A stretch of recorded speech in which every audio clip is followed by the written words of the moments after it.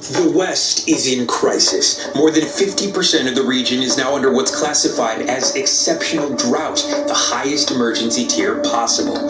In California, it's even more dire. Nearly the entire state is experiencing some form of drought. Last month, the governor placed 41 of the state's 58 counties in a drought emergency. Now, water is already scarce. It's very heartbreaking. We prepared the ground for planting. We put fertilizer in. We put a lot of money into this already. Except once you don't have water, you stop right there. Perhaps nowhere is the pain currently more poignant than on the farm.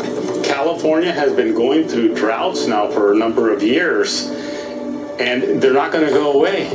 They're going to come back.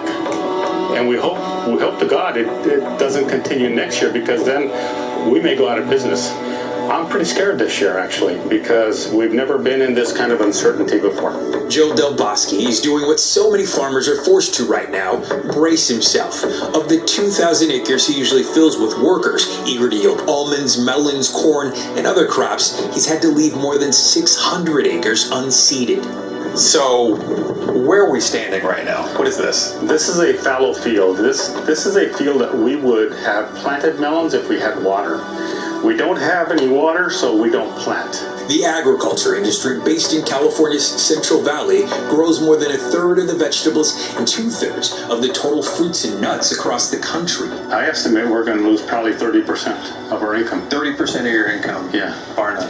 Yes. How much money? Because we're losing 30% of the acreage. What's that translate into dollars? It's in 7 figures. Wow.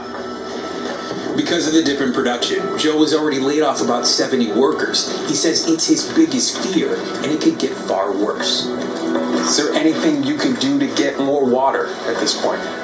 We have gone into partnership with other farmers that have water to buy their water. It's expensive, but they're willing to sell it to us at a price, and we're happy to take it because it keeps us alive.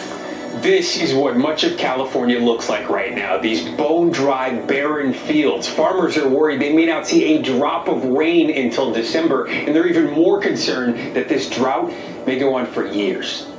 As we speak, the state's reservoirs that supply fresh water to millions are filled to less than half their average capacity. If levels drop any lower, and they're expected to as the summer months heat up, ecological and economic conditions will only get worse. This is the third driest year in more than 100 years of precipitation records. And because the climate is warmer than it has been for most of history, I suspect the stream flows will be a little bit drier than we would normally expect, even from the third driest year on record.